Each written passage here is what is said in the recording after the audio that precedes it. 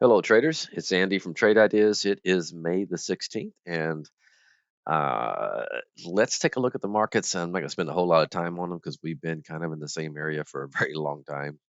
You have to be patient in a market like this, and you can see the spies in the middle of a range right now. Qs look a little bit better, just kind of hanging out at a multi-month high, but just not really going anywhere.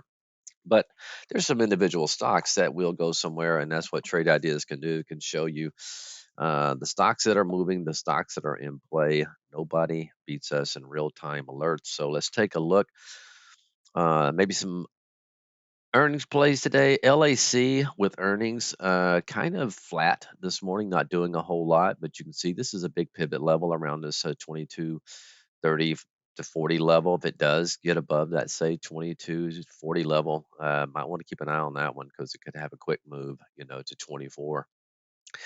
All right, let's take a look at some other ones on the list today. This RCM's been really setting up pretty. And it's finally tagged its 10 period moving average yesterday. So maybe just set your alert, kind of in this 5-day high range area. Keep an eye on that RCM. Let's see. ON's gapping down a little bit this morning on earning. Actually, it's gapping down a lot, but you want to keep an eye on this one. This is kind of a make shoes, tennis shoes.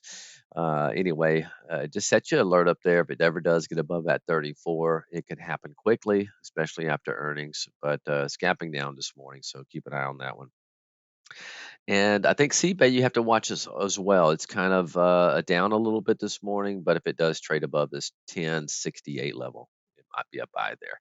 All right, guys, that's it for today. Have a great day. Talk to you tomorrow.